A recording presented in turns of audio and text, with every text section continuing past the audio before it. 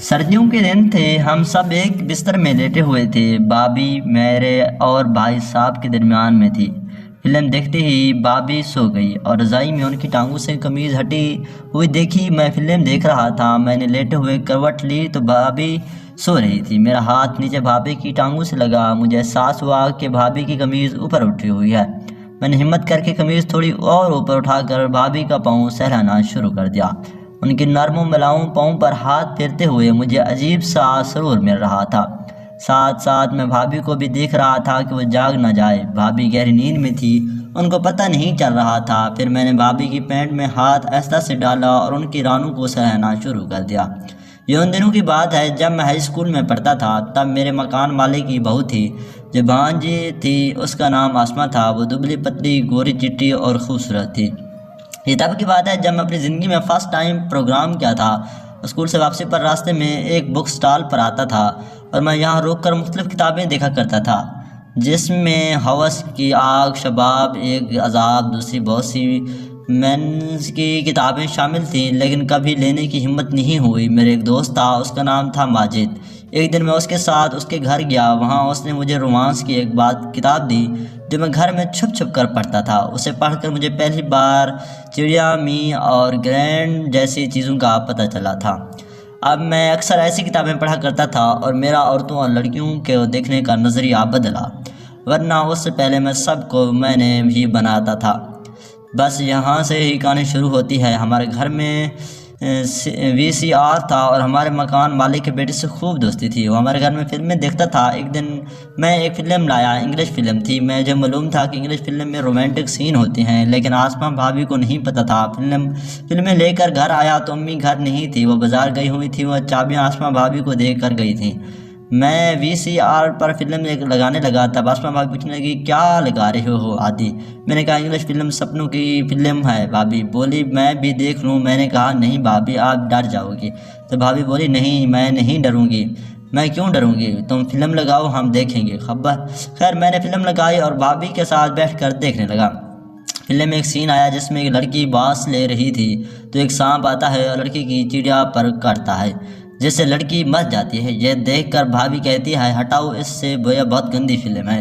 मैंने कहा, भाभी आप जाओ, ये एडवेंचर फिल्म है। तब ही बोली, ये कैसी फिल्म है जिसमें लड़की बाँस ले रही है और वो भी सब के सामने? मैंने कहा, यार भाभी जाओ और मुझे देखने दो। भाभी गई नहीं और देखती रही। 15 मिनट बाद एक सीन आया, भाभी चुप रही, और फिर आधे घंटे बाद एक और सीन आया, भाभी फिर भी चुप रही। आखिर में भाभी डर गई।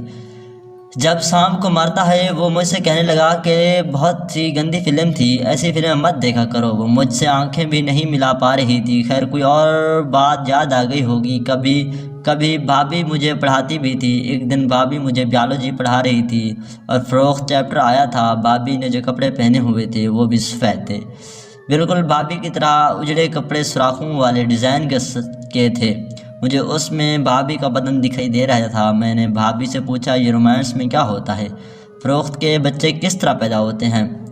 भाभी डर गई कि ये मैंने क्या पूछ लिया। वो बोली, एक प्रोसेस होता है जिसे करने के बाद फ़रोख्त अंडे देता है। मैंने कहा, ये कैसे होता है? तो भाभी बोली, किताब में सब लिखा है, पढ़ लो वहाँ से।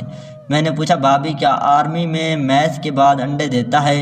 ये सुनकर भाभी हंस दी और बोली, नहीं पागल, औरतें बच्चा पैदा करती हैं। और मेरे गाल को नोच कर बोली, बहुत बेवकूफ़ हो तुम। मैंने पूछा, भाभी कैसे मैच किया जाता है?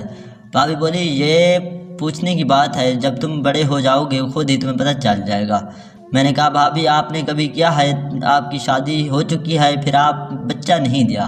भाभी मेरे इस सवाल पर शश कर रह गई। उनका चेहरा लाल हो गया और वो नीचे चली गई। उसके बाद काफ़ी दिनों तक मैंने भाभी की शक्ल नहीं देखी।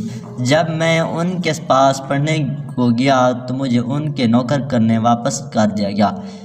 फिर एक दिन मैं फ़िल्म लाया। स्पॉट में भाई साहब को बुला लिया फ़िल्म देखने के लिए। उनके साथ भाभी भी आ गई। सर्दियों के दिन थे। हम सब एक ही बिस्तर में लेटे हुए थे। भाभी मेरे और भाई साहब के दरमियान में थी। फिल्म देखते ही देखते भाभी सो गई और रज़ाई में उनकी टांगों से कमीज़ हटी हुई थी। एक फ़िल्म देख रहा था। मैंने लेटे हुए करवट ली, देखा भाभी सो रही है। میرا ہاتھ نیچے بھابھی کی ٹانگوں سے لگا، مجھے احساس ہوا کہ بھابھی کی قمیض اوپر اٹھی ہوئی ہے۔